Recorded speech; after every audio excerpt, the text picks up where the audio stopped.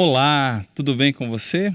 Eu estou bem, desejo que você esteja muito bem e que a graça e a paz do nosso Senhor Jesus Cristo esteja sobre você e sobre sua família.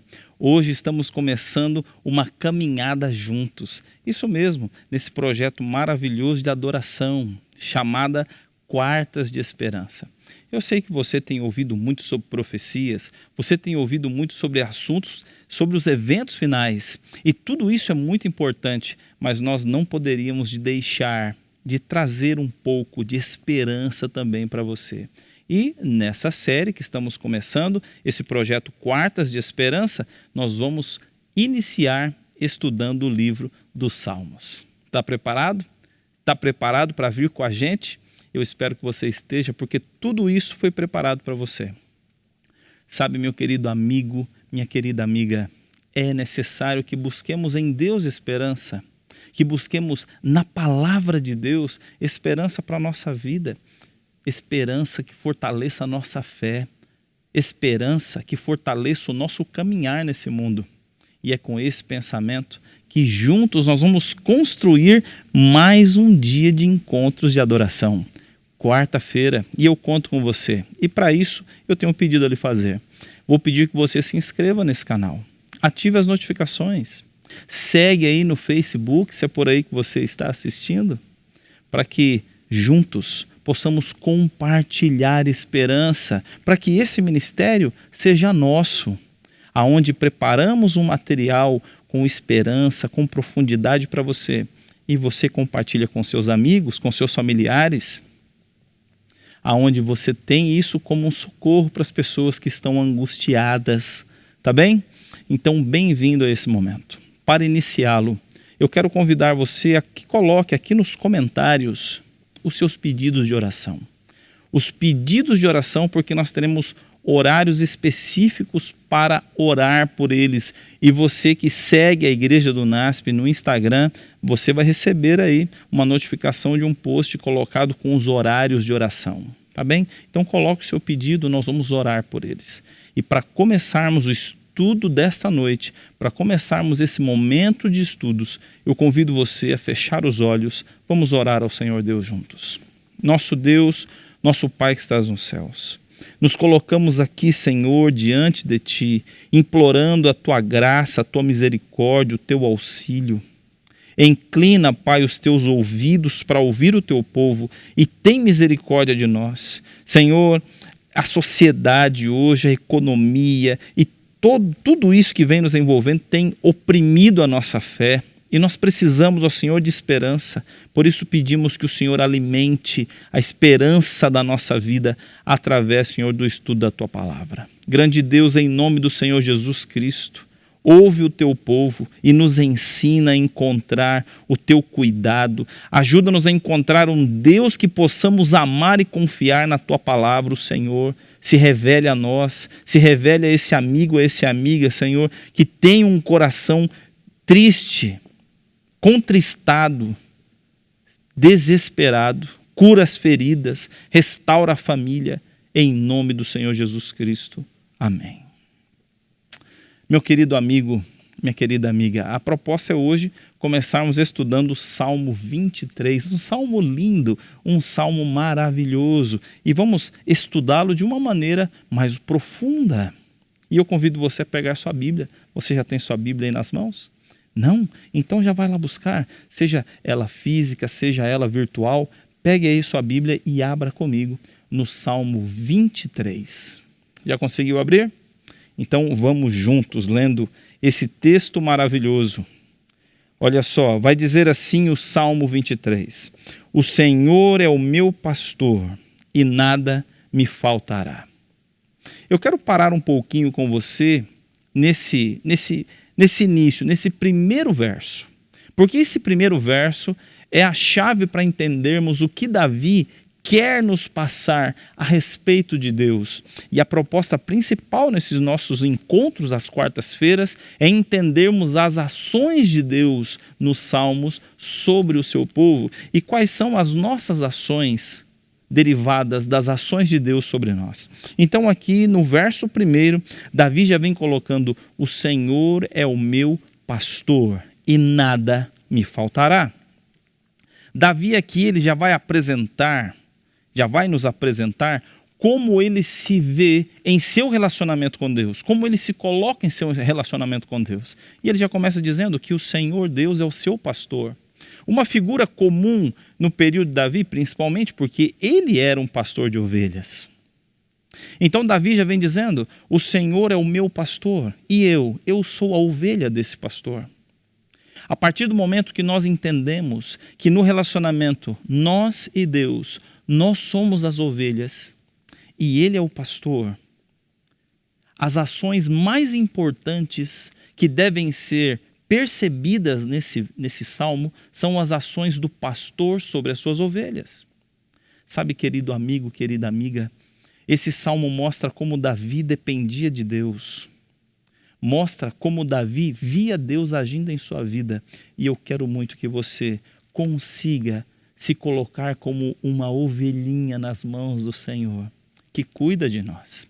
A partir de agora que entendemos que neste salmo, Davi é a ovelha e ele vai descrever a visão da ovelha, avaliando, aprendendo sobre o seu pastor, nós conseguimos entender melhor os verbos que são ligados às ações de Deus aqui no texto bíblico. E eu vou pedir para você acompanhar comigo, vai dizer assim, olha, o Senhor é o meu pastor, nada me faltará.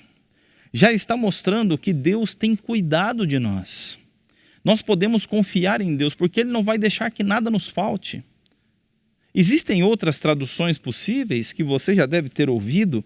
Pode ser traduzido também como o Senhor é o meu pastor e de nada terei falta, ou o Senhor é o meu pastor e Ele não me faltará. As três traduções estão corretas, as três. Mas o importante aqui nesse texto é entender que Deus é o agente que não permite que nada falte. Sabe, amado amigo, amada amiga, eu quero começar já essa reflexão lembrando você que é Deus o agente em nossa vida. É Deus. É Ele que não deixa com que as coisas faltem. É Ele. Ele é o que Ele promete e Ele não nos faltará. Quando, pastor, que Ele não nos faltará? Quando nós nos colocarmos como ovelhas diante desse pastor, submissos a sermos guiados por eles. Infelizmente, nós somos como cavalos selvagens e agimos assim. Não permitimos que Deus dirija e conduza a nossa vida. Queremos ser o próprio pastor e a própria ovelha ao mesmo tempo. E isso só vai causar tristeza e dor para você. Só tristeza e dor. Entendendo que Deus é o agente, convido você a viajar comigo, agora está o verso 2. Você tem ele na tela aí, eu quero acompanhar com você aqui, você acompanha comigo. Veja, vai dizer assim, olha, Ele me faz repousar em pastos verdejantes. Sabe, a ação de levar, olha, é Ele quem me faz repousar. Enquanto muitos estão preocupados em alcançar o descanso, meu querido amigo e amiga, veja, no texto bíblico, é Deus quem nos leva ao descanso, é Deus quem nos leva a um lugar tranquilo, é Deus quem nos conduz, e para isso nós precisamos nos deixar ser conduzidos por esse Deus. É preciso que você e eu deixemos que Deus conduza. Deixa Deus dirigir sua vida, Ele sabe onde te levar. E é na condução de Deus que nós encontramos o descanso. É na condução de Deus que nós encontramos o descanso. Existem pessoas que lutam, querendo alcançar seus objetivos. E eu quero dizer a você, amigo, quero dizer a você, amiga, o Senhor Jesus Cristo, Ele quer te dar o descanso. E Ele chama, quando diz, vinde a mim todos que estáis cansados, sobrecarregados, e eu vos aliviarei. E como é esse alívio? É reconhecer que somos as ovelhas e Ele, o nosso pastor. É Ele quem conduz, é Ele quem toma a frente. O texto continua dizendo, leva-me para junto das águas de descanso. Isso é importante, Porque se o pastor conduzisse a ovelha, a ovelhinha mesmo, a águas muito turbulentas, sabe o que acontecia? A ovelha, em suas narinas, ela tem sulgos que são mais largos. Além dos furinhos no nariz, ela tem sulgos. E quando essa água vem muito turbulenta e ela vai beber, ela mais se afoga do que bebe. Por isso, as águas têm que ser tranquilas, para que essa ovelhinha, ela beba a água em um lugar tranquilo. Sabe, amigo, eu quero que você olhe nos meus olhos agora. Eu não sei onde você tem buscado saciar sua sede da palavra. Porque, infelizmente, hoje, a internet está infestada de pessoas que, através de uma tempestade turbulenta de informações, têm afogado muito das ovelhinhas do Senhor Jesus com um sensacionalismo, com uma maneira de mais ameaçar do que consolar. E muitos têm naufragado em desenvolver a sua fé. Sabe, querido amigo e querida amiga, Jesus Cristo, ele nos leva para o descanso, não para o desespero. Ele nos leva para saciar a sede em águas tranquilas e não turbulentas. Não turbulentas.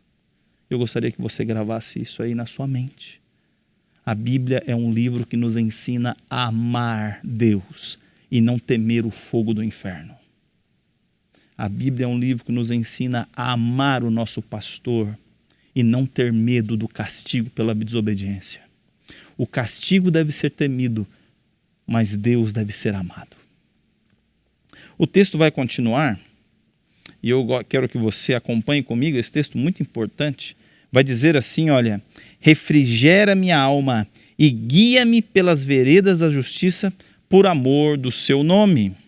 Sabe, as duas palavras refrigerar e alma na mesma frase tem um sentido muito importante.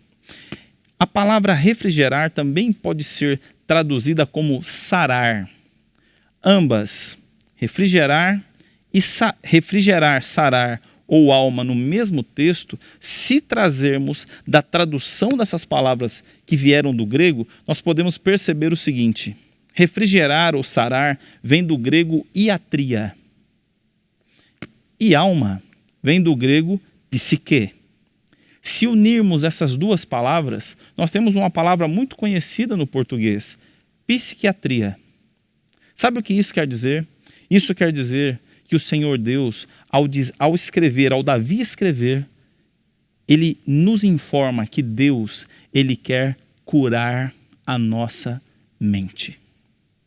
Deus é o único que pode curar os nossos pensamentos desgovernados. Eu não sei se você tem passado por isso. Não sei se a ansiedade tem tomado conta do seu coração, principalmente por esse período de fim de quarentena. Eu vou falar de experiências que eu tenho ouvido muitas pessoas dizendo: pastor, eu não consigo mais controlar meus pensamentos. Minhas emoções estão à flor da pele. Pastor, os pensamentos vêm e eu não consigo mais ter controle. Como uma tempestade, eles tomam conta da minha vida. Sabe, amigo e amiga, presta atenção no que eu vou te dizer. Jesus Cristo, ao dizer que ele pode refrigerar a nossa mente, ele está dizendo que ele pode acalmar a tempestade de pensamentos que tem tomado conta da sua mente, do seu coração. Sabe, amigo, amiga, eu quero dizer a você que o mesmo Jesus Cristo, que lá no mar da Galileia, quando os seus discípulos estavam desesperados, achando que iam morrer afogados, é o que se levanta e com sua mão erguida diz à tempestade: acalma-te, aquieta-te. E se fez a bonança. É o mesmo que hoje, quando reconhecemos que o nosso lugar é como uma ovelhinha do Senhor, é o que se levanta em nossa mente e diz aos nossos pensamentos: aquieta-te, acalma-te. Sabe, amigo, o Senhor Jesus Cristo é quem pode colocar a nossa mente no lugar. Se usarmos a tradução sarar, aqui também nesse texto, ela se encaixa muito bem com as pessoas que são convertidas, mas vêm de uma vida imoral. Jesus Cristo, ele pode sarar, Jesus Cristo pode mudar, ele pode curar as doenças mentais, as doenças psicossomáticas. O Senhor Jesus pode transformar uma pessoa que teve uma vida imoral em alguém moral. O Senhor Jesus pode transformar alguém que teve uma vida devassa em alguém com uma vida pura. O Senhor Jesus Cristo pode transformar alguém descontrolado em alguém que tem controle das suas emoções. Jesus Cristo pode espantar os demônios que têm rodeado a nossa mente. O Senhor Jesus Cristo, ele pode. Mas como, pastor? Se eu já tentei muitas vezes. Nós temos que entregar a chave da nossa mente para ele. Entregar o nosso coração a Jesus. Como, pastor? Enchendo a nossa mente da palavra de Deus. Passando mais tempo com ele. Ele pode curar sua mente. Seu passado não vai ser apagado, mas vai ser curado.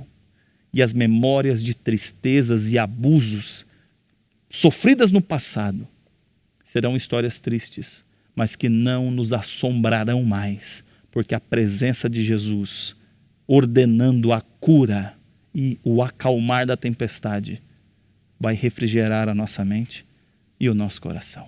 É Ele quem faz isso. Só Jesus pode fazer isso.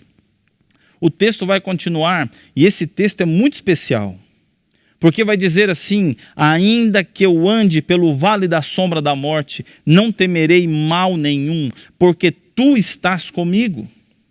Essa é uma parte muito importante nos Salmos, nesse salmo de esperança, nesse salmo de condução, nesse salmo onde nós somos as ovelhas, e o Senhor Jesus é o nosso pastor. Também existe o vale da sombra da morte. O que pode ser o vale da sombra da morte para você? O salmo existe, o vale existe no salmo. Sabe, para alguns o vale da sombra da morte pode ser um abuso que sofreu no passado. Para outros, o vale da sombra da morte pode ser um relacionamento desfeito, desfragmentado. Para outros, o vale da sombra da morte é a perda do pai, da mãe. Para mim, o vale da sombra da morte foi a perda do meu irmão.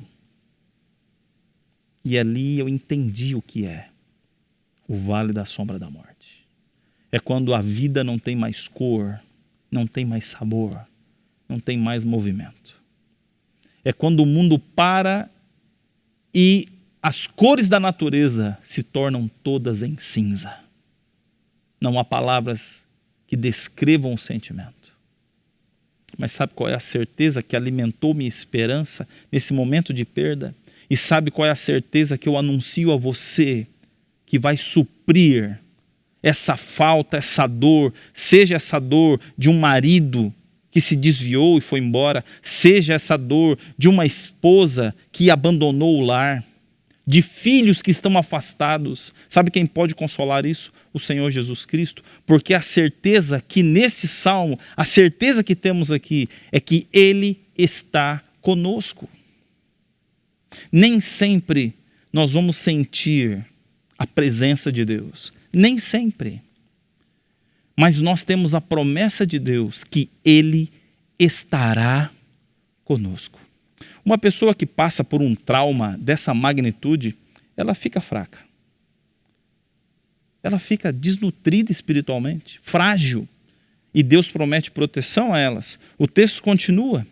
Vai dizer aqui, olha, o teu bordão e o teu cajado me consolam ou me dão segurança. Ou me dão segurança seria uma frase. E eu quero ilustrar isso para você com essas duas figuras. Nós temos aqui o cajado. Vamos começar pelo cajado. O cajado é uma ferramenta de aproximadamente de 60 a 90 centímetros. Essa aqui está um pouco mais moderna, mas no período de Davi, ela tinha sim em suas extremidades, ou na sua extremidade, ela tinha ossos com a ponta bem afiada, ou pedaços de metal.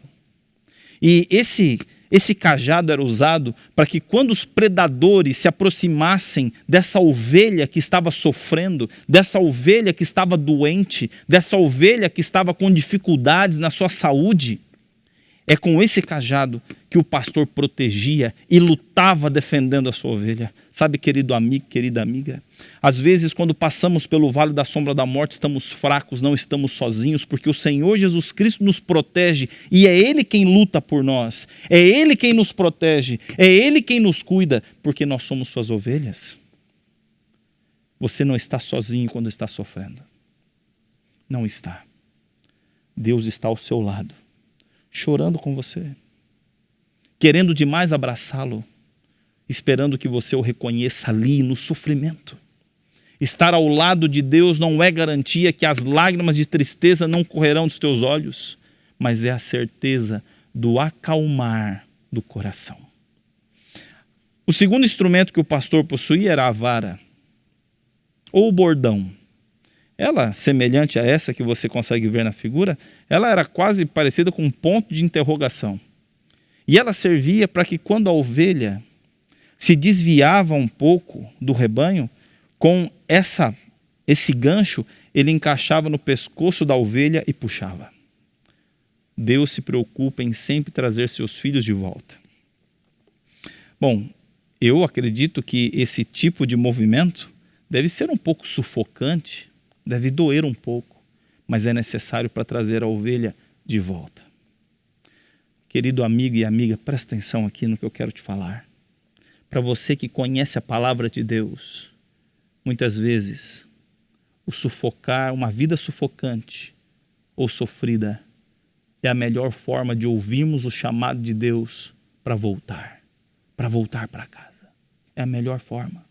Então, para você que anda afastado dos caminhos do Senhor, se a vida está difícil, se a situação está sufocante, se a garganta está apertada, saiba que é a vara do pastor, o bordão do pastor, querendo puxar você de volta para o rebanho, para que ele possa cuidar de você, porque você não está sozinho.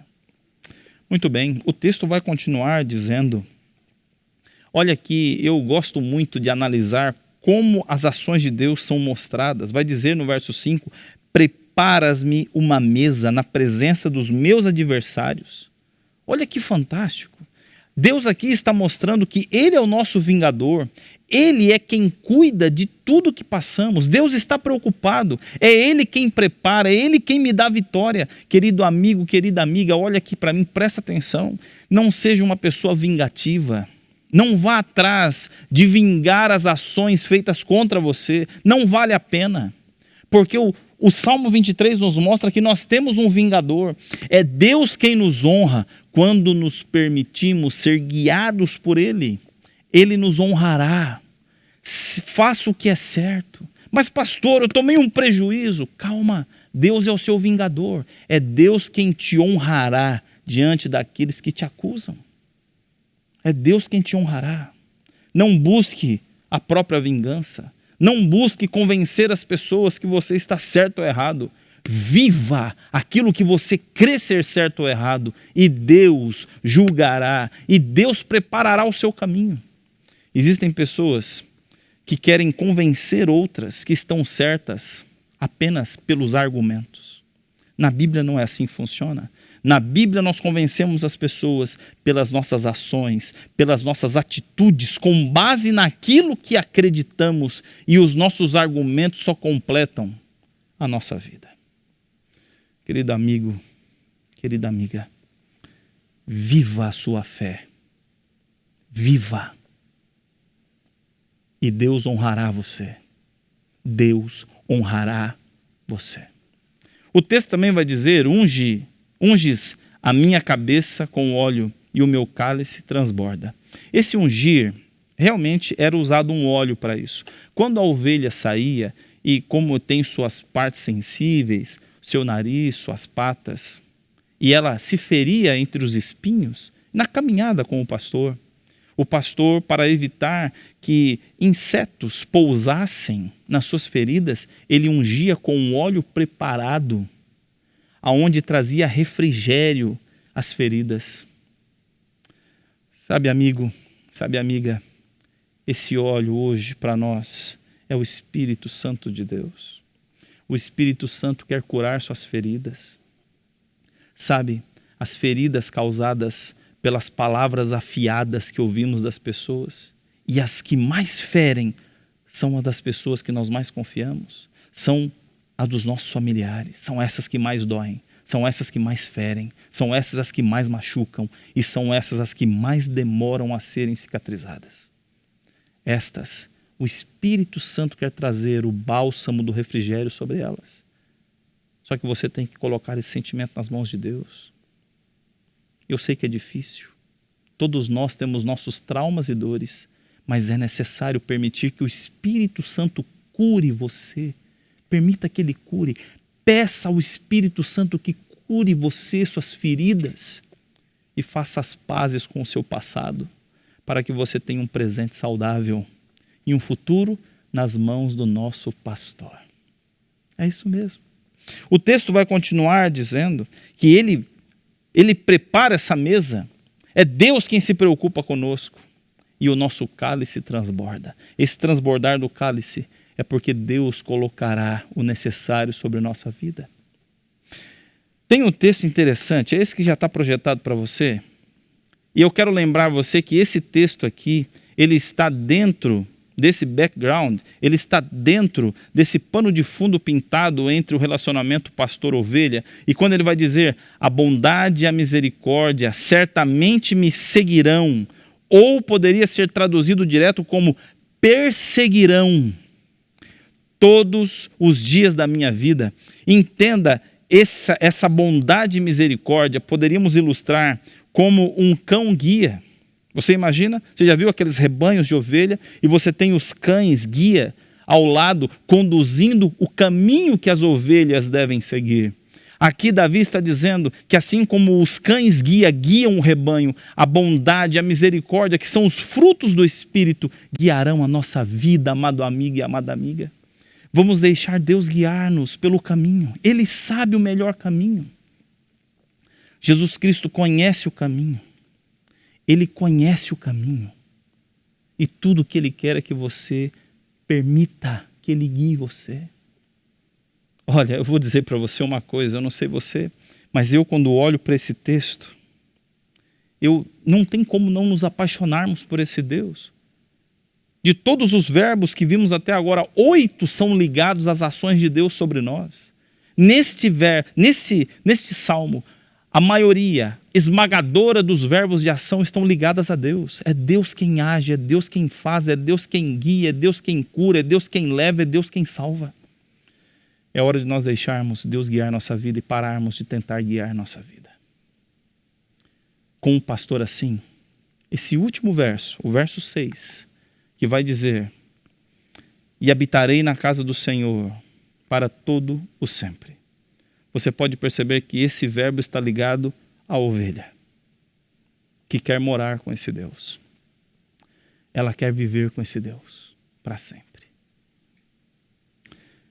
Amigo, amiga, reflita sobre as ações de Deus em sua vida.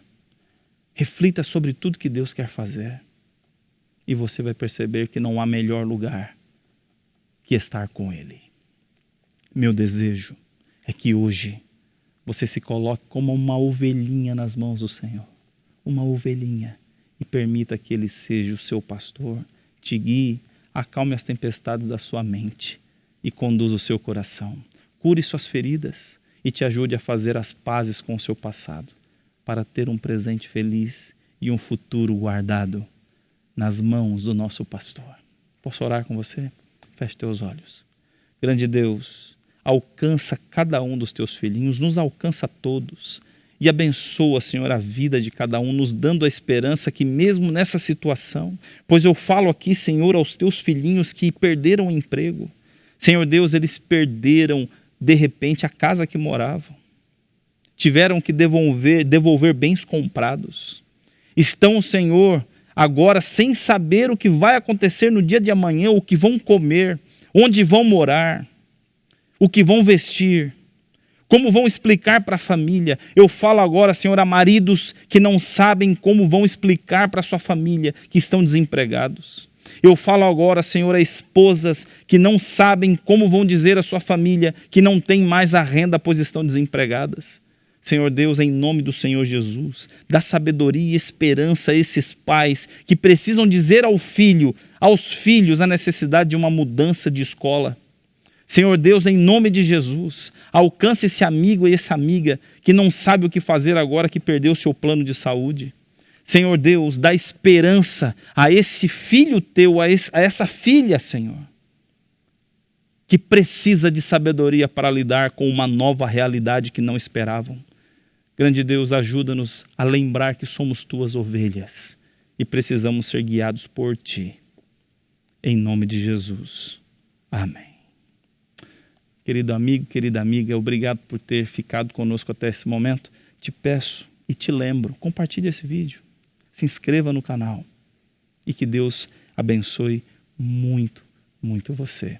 Nos vemos semana que vem. Até lá.